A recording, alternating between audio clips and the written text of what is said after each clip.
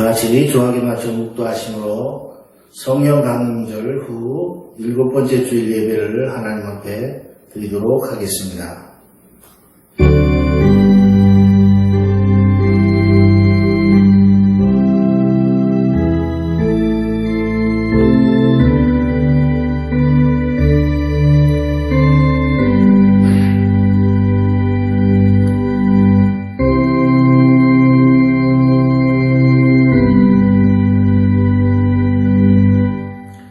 내가 하늘에 올라갈지라도 거기 계시며 수월에 내 자리를 펼지라도 거기 계시나이다.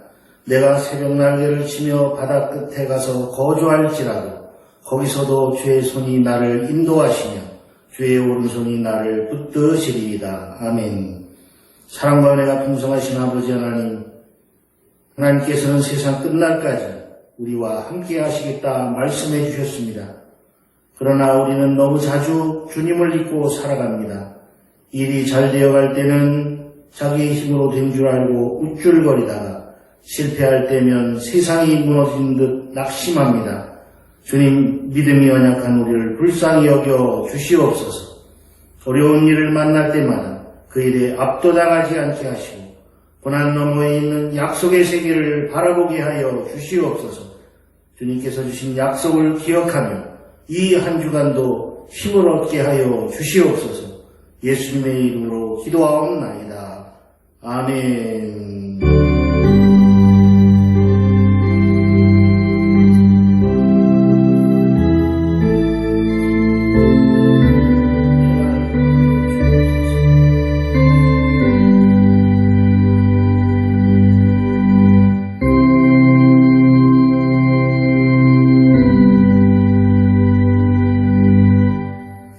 찬송 드리겠습니다. 384장 찬송 드리겠습니다.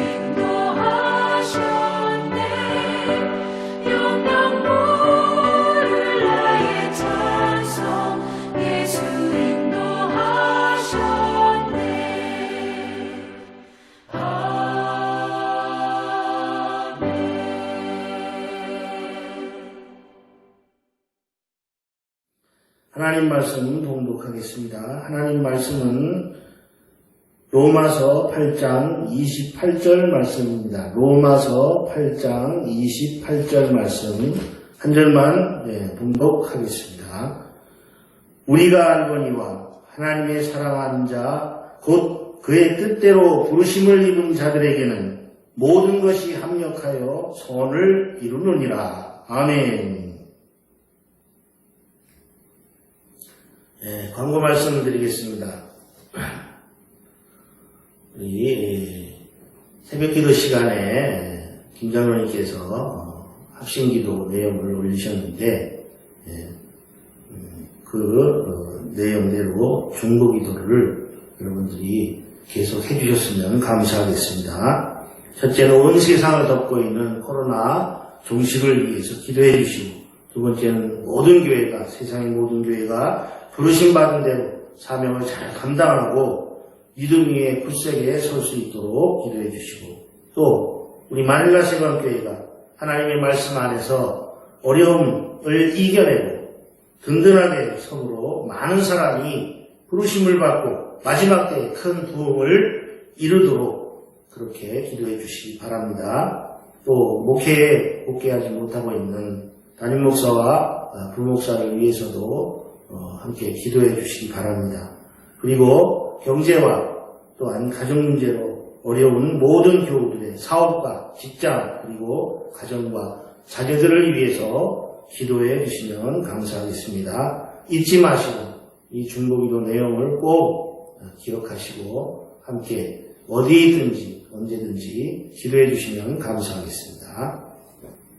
오늘 말씀은 그리스도인의 확신이라는 제목으로 말씀을 드리겠습니다. 그리스도인은 확신을 가져야 됩니다. 무슨 확신을 가지느냐? 오늘 본문 우리가 읽었지 않습니까? 우리가 알거니와 하나님의 사랑하는 자 곧 그의 뜻대로 부르심을 입은 자들에게는 모든 것이 합력하여 선을 이루느니라. 로마서 8장 28절 말씀 우리가 봉독했죠. 이 말씀을 공동서 번역 성경에 보면 더 이해하기 쉽게 기록했습니다. 하나님을 사랑하는 사람들, 곧 하나님의 계획에 따라 부르심을 받은 사람들에게는 모든 일이 서로 작용해서 좋은 결과를 이룬다는 것을 우리는 압니다. 라고 기록되었습니다. 모든 것이 합력해서 선을 이룬다. 이 말씀은 분명히 좋은 것이나 나쁜 것이나 힘든 것이나 쉬운 것이나 한 모든 일이 있어서 그렇다는 것입니다. 모든 것이란 all thing을 얘기하는 거예요. 모든 일, 모든 것이란 all thing을 얘기하는 겁니다. 이것은 세상에 존재하는 모든 것을 의미하는 말이에요. 정말로 헤아릴 수 없이 수많은 사람들이 여러 세기에 걸쳐서 이 축복된 말씀 한 구절로부터 힘과 위로를 얻어왔습니다. 이 한 구절의 말씀이 시련과 혼란, 또 고난과 박해의 와중에서 그들의 삶의 여정에서 바위처럼 든든한 그러한 인도자가 되었던 것입니다. 비록 겉으로는 상황이 성도들의 삶과 유익에 반하여 작용하는 것처럼 보였고, 그리고 사람의 생각으로는 그들에게 해가 미치는 쪽으로 작용하는 것처럼 보였지만 실상은 그와 달리 모든 것, all thing, 모든 것은 만사를 주관하시는 하나님께서 그들을 위한다는 사실을 믿음이 있는 그리스도인들은 다 알고 있었던 것입니다. 이 성령으로 영감된 하나님의 말씀을 알지도 못하고 믿지도 않으며 또한 의지하지도 못한 자들은 엄청난 손실을 입은 인생을 살았습니다. 불필요한 두려움과 염려와 근심과 의심이 그들의 삶과 인생의 결말이 되었습니다. 모든 것이 합력한다. 이 말씀이 우리에게 주는 첫 번째 생각은 모든 것을 그렇게 역사하도록 만드실 수 있는 우리 하나님은 정말로 은혜로우신 하나님이라는 사실입니다. 오늘날 무서울 정도로 많은 죄악이 지속적으로 활동하고 있습니다. 세상에는 헤아릴 수 없이 많은 상반된 자기 이익들이 서로 작용하고 있습니다. 엄청난 수의 반역도들이 하나님을 대적하고 있습니다. 또한 많은 피조물들이 주님을 반대하고 있는 것도 사실입니다. 그러나 사랑하시는 여러분, 하나님은 모든 것을 주관하시어 흔들리지 않는 평온 속에서 상황을 완벽하게 장악하시는 분이십니다. 하나님은 높으신 위엄의 보호자로부터 자신이 세우신 계획에 따라 모든 것을 행하시는 분이십니다. 에베소서 1장 11절을 보면 사도 바울은 이렇게 얘기합니다. 모든 것을 뜻하신 대로 이루시는 하나님께서 당신의 계획을 따라 우리를 미리 정하시고 택하셔서 그리스도를 믿게 하셨다. 그렇게 얘기합니다. 또한 이사야 선지자는 이사야 40장 17절에서 모든 나라들은 아무것도 아닌 것이다. 그 모든 나라를 헛된 것으로 여기시는 하나님 앞에 너희는 경외심을 가지고 서라. 그렇게 선포합니다. 그의 앞에는 모든 열방이 아무것도 아니라 그는 그들을 없는 것 같이 빈 것 같이 여기시느니라. 민족들을 다 모아도 하나님 앞에서는 있으나 마나 허무하며 그 자치도 찾을 수 없게 될 수도 있다는 말입니다. 그러므로 영혼의 거처를 삼으신 이 지극히 높으신 하나님 앞에 엎드려 경배하라고 이사야 선지자는 계속 거듭해서 말하고 있습니다.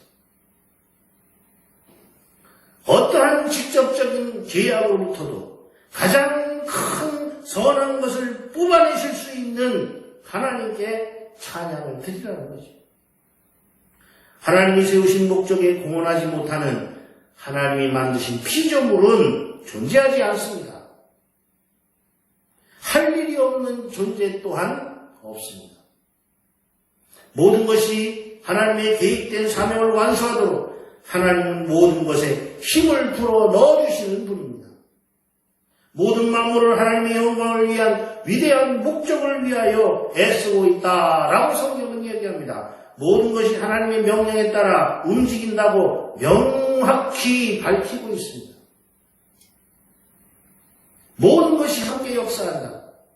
그렇습니다. 만물이 움직일 뿐만 아니라 함께 역사합니다. 모든 것들은 하나님의 뜻 안에서 완벽한 조화를 이루어 활동하는 것입니다. 혼자가 아니라 서로 연합해서 모든 일의 원인을 제공하고 또한 서로 상호 도움으로 협력한다는 것입니다. 인생의 고통이 혼자 찾아오는 일이 없는 것도 그 때문입니다. 모든 고통에는 원인이 있습니다. 원인이 없는 것은 이 세상에 하나도 없습니다. 구름이 몰려온 뒤에는 폭풍우가 닥치는 겁니다. 욥의 경우처럼 우리 인생에게 불행은 바로 뒤에 더 큰 불행으로 훨씬 더 무거운 슬픔을 짊어지고 곧바로 우리에게 다가올 수 있습니다. 하루아침에 재산이 다 날아가고 자식들이 한꺼번에 10명씩이나 죽음을 당하고 남은 식구는 아내뿐인데 하루 온종일 저주나 퍼붓고 있습니다. 게다가 육신은 질병들에서 만신창이가 되어 괴로움을 당합니다. 이쯤 되면 그냥 하루라도 빨리 죽는 게 나을 지경인 인생입니다. 그럼에도 불구하고 바로 이런 상황에서 믿음의 사람은 전적으로 하나님의 은혜를 의지하며 주의 말씀을 따릅니다. 믿음은 모든 공고한 성도들의 인생의 처방전입니다. 믿음은 모든 것이 선한 결말을 가져오도록 성도들의 삶에 역사하는 것입니다. 시편의 시인도 그렇게 인정했습니다. 시편 18편 16절 말씀을 보면 하나님이 나를 많은 물 가운데서 건져내셨다라고 얘기합니다. 하나님이 나를 많은 물 가운데서 건져내셨다. 할렐루야. 하나님은 그런 분이십니다. 모든 것이 합력하여 유익을 이룬다. 그리스도인들에게 이 말은 적대적인 환경의 숫자가 아무리 많고 그 어려움이 아무리 압도적이라고 할지라도 그 모든 것들, all things, 그 모든 것들은 설사 악한 것일지라도 하나님께서 성도들에게 내리시는 복과 유업을 획득하도록 성도들을 인도하는 일에 공헌한다, 합력한다는 뜻이 되는 겁니다. 사랑하신 여러분, 지극히 무질서한 것들을 다스리시고 지극히 해로운 것들을 우리의 유익이 되도록 바꿔주시는 놀라운 하나님의 섭리를 믿으시기를 바랍니다. 우리는 우주의 전체들을 그 궤도에 꽉 붙들어 두시는 하나님의 전능한 능력을 보고 놀라지 않을 수 없습니다. 그러나 이러한 것들은 하나님이 인생이 복잡하게 얽힌 모든 사건 속에 있는 악으로부터 유익을 끌어내시는 것과 또 파괴적인 성향을 가진 사탄의 그 권세와 악함조차도 하나님의 자녀를 위한 유익에 공헌하도록 만드시는 것이 하나님의 놀라운 능력입니다. 그것에 비하면 천체가 하늘에 붙들어 매져 있는 것은 놀랄 일도 아니라는 것입니다. 하나님께서 사탄에게 욥의 생명만 놓아두고 무엇이든 사용해서 욥의 믿음을 시험해보라고 했을 때 이 죽이고 멸망시키는 자 사탄은 신이 나서 땅으로 내려옵니다. 사람을 괴롭히는 게 그렇게 신이 났어요. 그리고는 욥의 모든 소유와 그 육체까지도 차근차근 망하도록 만듭니다. 엄청난 고난을 겪으면서 욥은 하나님이 어떠한 분이신가를 다시 한번 철저하게 깨닫습니다. 그 엄청난 고통 속에서 그는 하나님을 원망하는 것으로 자기의 믿음을 표현했습니다. 욥은 욥기 42장 5절과 6절 말씀을 통해서 이렇게 자기의 진정한 믿음의 고백을 남깁니다. 내가 주께 대하여 귀로 듣기만 하였사오나 이제는 눈으로 주를 배웠나이다. 이 말은 당신께서 어떤 분이시라는 것을 그저 귀로 건성건성 들었었는데 이제 저는 이 눈으로 보는 것처럼 확실하게 하나님을 알게 되었습니다 라는 뜻입니다. 또 6절 말씀을 보면 그러므로 내가 스스로 내 되지 못한 언변을 거두어드리고 티끌과 재 가운데서 회개하나이다 이렇게 고백합니다. 이 말은 이제는 하나님의 뜻이 잘못되었다고 교만하게 따지고 덤볐던 그런 것들이 잘못되었음을 깨닫고 티끌과 잿더미에 앉아서 회개하고 뉘우친다는 것입니다. 모든 것이 합력하여 유익을 이룬다. 이 말씀은 세 가지 이유 때문에 반드시 그렇게 될 것이 틀림없다는 사실입니다. 첫째로 모든 것이 우주를 통치하는 하나님의 절대적인 통제를 받기 때문입니다. 둘째로 하나님은 오직 당신 백성의 유익만을 원하시는 하나님이시기 때문입니다. 세 번째로 인생을 죽이고 멸망시키는 사탄조차도 하나님의 허락 없이는 우리 머리카락 한 올도 손대지 못하는 우리를 더 유익하게 하는 경우에만 그 손댈을 허락하시기 때문입니다. 만물은 그 자체로는 그 어떤 것도 선하지 않습니다. 그렇지만 하나님은 그 모든 것들, all things, 그 모든 것들을 우리의 유익을 위하여 일하도록 만드시는 분이라는 사실입니다. 어떤 것도 맹목적으로 우연히 우리 삶에 개입하지 않습니다. 그것들은 결코 우연한 사건들이 아닙니다. 지금 일어나는 모든 일들도 결코 우연한 사건이 아닙니다. 코로나조차도 우연한 사건이 아닙니다. 모든 것은 성도의 유익이라는 목적을 염두에 두고 하나님이 움직이시는 과정입니다. 사랑하신 여러분, 모든 것은 하나님의 영원한 목적에 종속되어 있고 주님의 형상을 담도록 선택되고 부름을 받은 성도들에게 축복이 되도록 합력한다는 사실을 믿으시기를 바랍니다.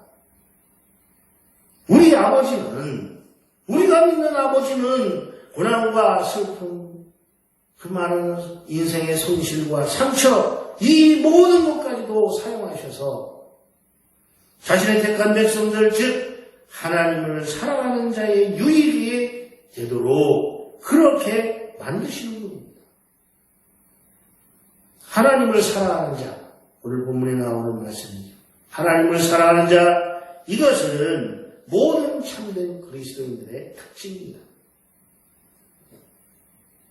그 반대로 하나님을 대적하는 자들은 중생하지 못한 모든 자들의 특징입니다. 사실 여러분, 참된 성도는 하나님을 사랑하는 자들입니다. 감리교, 장로교, 순복음 등등 그들의 교리는 사소한 것에서 다를 수 있습니다. 여러 교회는 외적 형태에 있어서는 다양할 수 있습니다.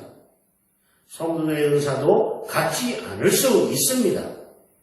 그러나 본질적인 통일성이 있습니다. 그것은 그들 모두 그리스도를 믿으며 하나님을 사랑한다는 것입니다. 그들은 주님을 이 땅에 보내주신 것 때문에 하나님을 사랑합니다. 그들은 하나님의 인격적인 탁월하심과 거룩하심 그리고 그분의 지혜, 신실하신 하나님이기 때문에 하나님을 사랑합니다.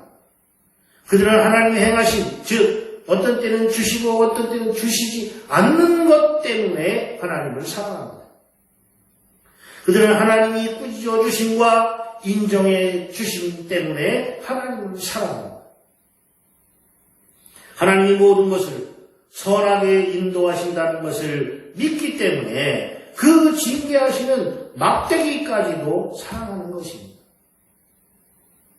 사람들이 하나님을 사랑하지 않을 그 어떤 것도 하나님 안에는 없습니다. 하나님으로부터 그런 것은 결코 나오지 않습니다. 하나님을 사랑하는 자, 하나님을 사랑하는 자. 그러나 곰곰이 어쩌다가 나 자신을 들여다보면서 생각해보면 나는 정말 하나님을 조금밖에 사랑하지 않는구나 하는 생각이 들 때가 있습니다. 내 사랑의 부족함을 애통해하고 내 믿음의 부족함을 자책하기도 합니다. 자신과 세상을 하나님보다 더 많이 사랑할 때가 있기 때문입니다. 나에게 하나님에 대한 사랑이 조금이라도 있는지 어떤 때는 진지하게 의심하기도 합니다. 과연 내가 믿음이 있는가? 과연 나는 하나님을 사랑하는가? 과연 내가 교회를 사랑하는가? 하나님이 주신 사명을 내가 사랑하는가? 그러나 사랑하신 여러분, 하나님을 사랑하고자 하는 우리의 이런 생각은 아주 좋은 증상입니다.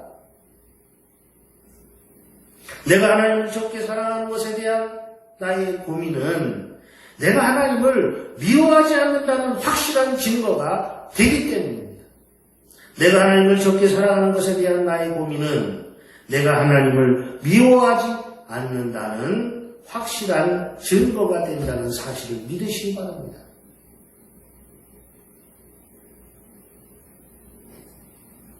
모든 시대의 성도들은 자기 속에 강팍하고 배은망덕한 마음이 남아있음을 슬퍼했죠. 애통했습니다.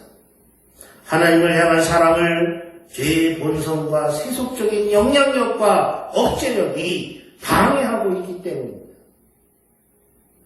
우리의 영혼이 우리 낡은 육신으로부터 벗어나서 빛과 자유함을 누리며 평안의 복음의 신을 신을 때까지 이 세속적 본성으로부터 인생은 결코 자유할 수 없습니다. 그렇기에 우리는 고민하면서도 하나님을 사랑하고자 하는 마음을 또 한편에 갖고 살아가는 것입니다. 또한 오늘 본문의 부르심을 받은이라는 이 단어는 단지 교회 문턱을 드나드는 외적인 초대만을 받은 사람들에게는 결코 적용되지 않는 단어입니다. 이 용어는 언제나 내적인 소명, 하나님의 부르심을 가리킵니다. 하나님의 부르심은 전적으로 하나님의 은혜로부터 나오는 것입니다. 로마서 1장 6절, 7절과 그리고 다른 많은 구절들도 보면 그렇습니다. 너희는 예수 그리스도에게 속하도록 하나님의 사랑을 입고 성도가 되도록 부름을 받은 자들이다. 할렐루야. 너희는 예수 그리스도께 속하도록 하나님의 사랑을 입고 성도가 되도록 부름을 받은 자들이다. 이것을 기억하십시오. 사랑하시는 여러분, 이 소명이 여러분에게 있습니까? 사역자들이 여러분을 교회로 불러냈을 수 있습니다. 전도함으로 복음이 여러분들을 불러낼 수도 있습니다. 책을 읽다, 성경을 읽다. 어쩌면 양심이 여러분들을 불러냈을 수도 있습니다. 그러나 중요한 것은 하나님께서 나를 교회로 불러냈다는 믿음이 있느냐 하는 것입니다. 내가 참으로 하나님의 부름을 받았는지를, 부르심을 받았는지를 아는 그것이 신앙에서 가장 중요한 문제입니다. 그렇다면 내가 이런 부르심을 받았는지를 어떻게 확신할 수 있을까요? 어떻게 확인할 수 있을까요? 우리가 오늘 읽은 로마서 본문에는 자기 스스로 하나님의 부르심을 받았는지를 확인할 수 있게 해주는 말씀이 있습니다. 이런 부르심을 받은 사람들은 하나님을 사랑한다는 것입니다. 그들은 하나님을 미워하지 않고 오늘, 지금, 언제, 어디서나 하나님을 존중합니다. 그들은 하나님으로부터 달아나지 않고 하나님을 조금 더 가까이 하기를 소망합니다. 자신들의 행위가 하나님을 존귀케 하는지 어떤지를 염두에 두고 살아갑니다. 날마다 하나님을 기쁘게 하고 영광스럽게 하기를 가장 깊이 소망하는 것입니다. 하나님은 우리의 선함이나 행위를 보시고 우리를 부르시지 않으셨습니다. 하나님은 우리 자신의 목적에 따라서 하나님을 섬기는 것을 원하지 않습니다. 하나님께서는 하나님 자신의 목적에 따라 우리를 구원하시고 거룩한 소명으로 부르시는 것입니다. 하나님께서 자신의 백성들에게 은혜를 베푸시는 많은 이유 중 하나가 세상의 두려움에 억눌리고 염려에 짓눌린 마음에 하나님에 대한 사랑과 은혜를 다시 일깨우는 것입니다. 이 사랑이 지속적으로 우리 마음에서 흘러나오도록 하기 위해서는 우리는 하나님의 말씀으로 끊임없이 되돌아가지 않으면 안 됩니다. 사도 바울은 고린도 교회 성도들에게 이렇게 얘기합니다. 만일 내가 너희에게 전한 이 복음을 너희가 단단히 붙든다면 이 복음이 너희를 구원해 줄 것이다. 할렐루야. 만일 내가 너희에게 전한 이 복음을 너희가 단단히 붙든다면 이 복음이 너희를 구원해 줄 것이다. 할렐루야.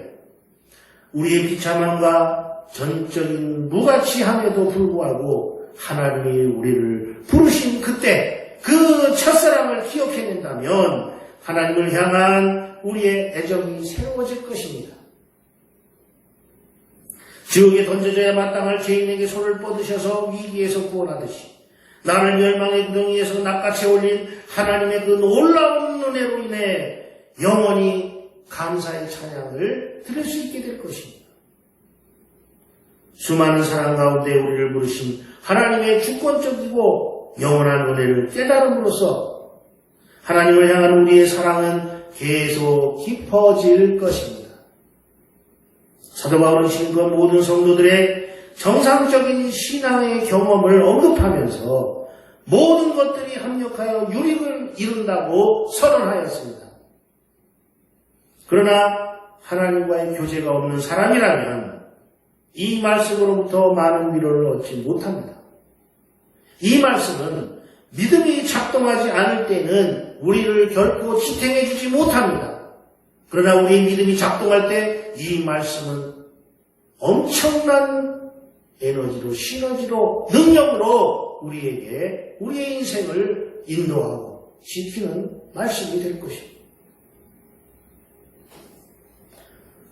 우리가 수많은 죄와 연약함 속에 있을지라도 주님께 확실히 의지할 때 복된 약속은 우리의 것이 된다는 사실을 믿으시기를 바랍니다. 저는 저와 여러분을 위해 자주 시편 기자의 이 말씀을 떠올리며 기도합니다.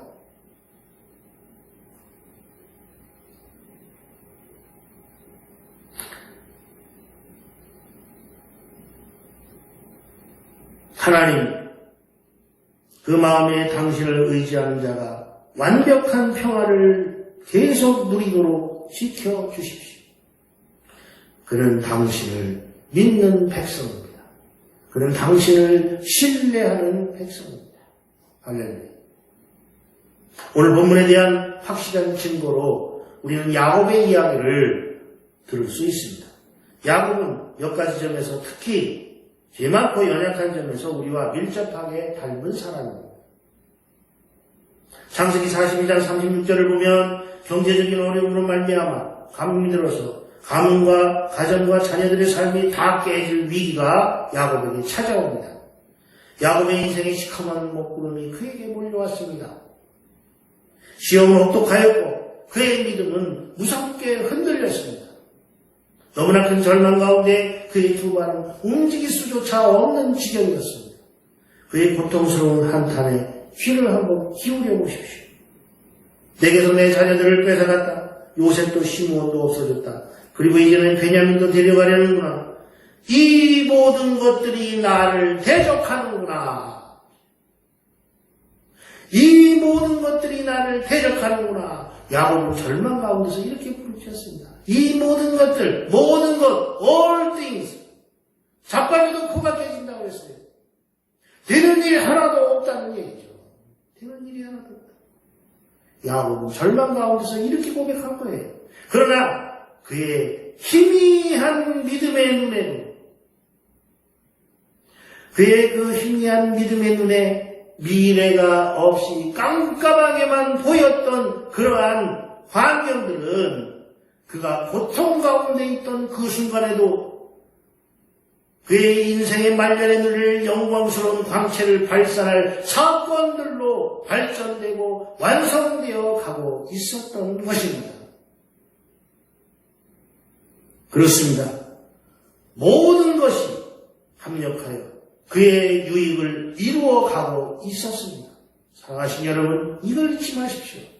지금 우리가 고통 가운데 있을지라도, 지금 우리의 환경이 어떠할지라도 하나님은 야곱의 인생과 같이 모든 것을 합력하여 유익을 이루어가고 계신다는 사실입니다.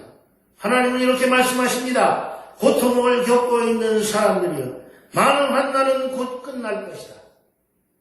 고통을 겪고 있는 사람들이여, 많은 환난은 곧 끝날 것이다. 할렐루야. 우리가 하나님 나라에 들어가면 더 이상 거울을 통해 희미하게 보는 것이 아니라 하나님의 임재하심이라는 그늘 한 점 없는 찬란한 햇빛 속에서 모든 것들이, all things, 우리의 개인적이고 영원한 유익을 위하여 합력하였다는 사실을 확인하게 될 것입니다. 사랑하신 여러분, 오늘 이 한 절 본문 말씀을 기억하시고 이 약속의 말씀을 단단히 믿으시기를, 붙잡기를 축복합니다. 할렐루야. 우리가 말거니와 하나님을 사랑하는 자, 곧 그의 뜻대로 부르심을 입은 자들에게는 모든 것이 합력하여 선을 이루느니라. 아멘. 기도하시겠습니다. 하나님, 수고하고 무거운 짐진 자들의 안식이 되시는 주님의 이름을 찬양합니다. 일상의 무거운 짐과 여름의 무더위로 심신이 지친 우리에게 새로운 기운을 불어넣어 주시옵소서. 거칠어진 호흡은 차분하게 하시고 힘이 빠진 팔다리는 새 힘을 얻게 하시고 초점을 잃은 눈은 다시 맑은 빛을 회복하게 하여 주옵소서. 어렵고 힘든 현실이지만 주님께 부르심을 입은 성도답게 모든 것을 합력해 하여 좋은 것으로 이루시는 하나님의 약속의 말씀을 붙들고 믿음으로 살아가는 한 주간이 되게 하여 주시옵소서. 예수님의 이름으로 기도하옵나이다. 아멘. 다 같이 축도로 예배를 마치겠습니다. 이제는 가장 어려운 순간에도 우리의 동행이 되어주시는 하나님의 사랑과 주님의 자녀가 걸어가야 할 생명의 길을 보여주신 예수 그리스도의 은혜와 우리를 노후사 육체의 소욕을 이기게 하시는 성령의 동행하심이 말씀을 의지하고 살기로 다짐하며 세상으로 나아가는 모든 성도들 위해 이제부터 영원히 함께 하시기를 간절히 축원하옵나이다. 아멘.